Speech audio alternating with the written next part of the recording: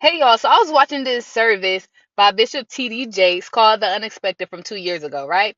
And there was this part of the service when he was talking about Jesus came in and he started flipping the tables. And he wasn't flipping the tables because they was out there selling cakes in the back of the church, but because Romans came in and they were over there taxing on what God was basically doing, right?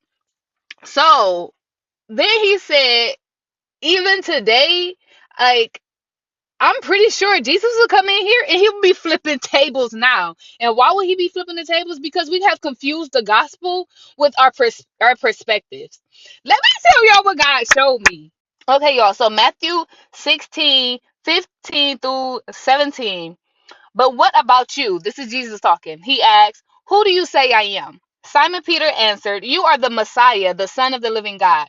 Jesus replied, blessed are you, son of Jonah, for this was not revealed to you by flesh and blood, but by my Father in heaven. And on this rock I will build my church, and the gates of Hades will not overcome it. I will give you the keys to the kingdom of heaven. Whatever you bind on earth will be bound in heaven, and whatever you loose on earth will be loosed in heaven. Going further down in Matthew 16:22, this is after the fact that Jesus predicted his death. Matthew 16:22 says, Peter took him aside and began to rebuke him. Never, Lord, he said. Now, Jesus turned and said to Peter, get behind me, Satan. Why would he say that? Why would he turn to Peter and say, get behind me, Satan? Let me tell y'all. What Peter said when he said that wasn't actually Peter, that was Satan using Peter to talk to him. He called him Lord. And he literally said, get behind me, Satan. You are a stumbling block to me. You do not have in mind the concerns of God, but merely human concerns. Let me tell y'all what that go back to. Okay, y'all. So now we're in Matthew 4, 8 through 10. So this is when Jesus was in the wilderness and the devil was trying to tempt him. So it says, again, the devil took him to a very high mountain and showed him all of the kingdoms of the world and their splendor. All of this I give to you, he said, if you bow down and worship me. Jesus said to him, away from me, Satan, for it is written, worship the Lord your God and serve him only. The reason why he rebuked Peter is because Satan was trying to get him to feel like he was Lord. Satan was trying to get him to proclaim that he was Lord. But Jesus said, no, I rebuke you because there is only one Lord. There is only one God. There is only y'all. Okay, y'all. So now that we go back, let's go back. So Matthew 17:4 through 5. Peter called Jesus Lord again. It says, Peter said to Jesus, Lord, it is good for us to be here if you wish. I will put up 3 shelters, one for you, one for Moses, and one for Elijah.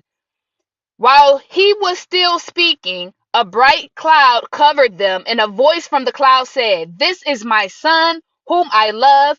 With him I am well pleased. Listen to him. When the disciples heard this is verse 6.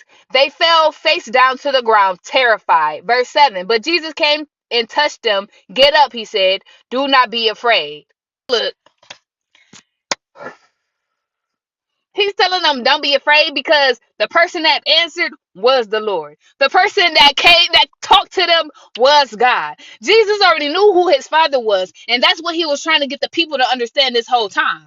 Okay, y'all, so just to bring it back home, this is after the fact that Jesus was gone and they went to his tomb and found that it was empty. So John 20:17 said, Jesus said, do not hold on to me, for I have not yet ascended to the Father. Go instead to my brothers and tell them, I am ascending to my Father and your Father, to my God and your God. What does that tell you?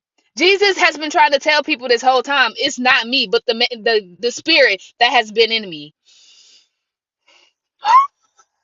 It's not the man. It's not the flesh. But because God's spirit had filled him up, that was the only way that he was able to do all the miracles. That was the only way that he was able to heal the people. That was the only way. And what was wrong with it?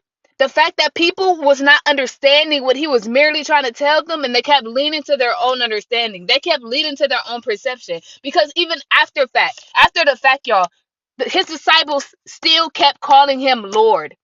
And this is why we are where we are today. People still saying Lord Jesus. He is not Lord. He is the Son of the Lord, y'all, just like we are. But that's a whole nother story.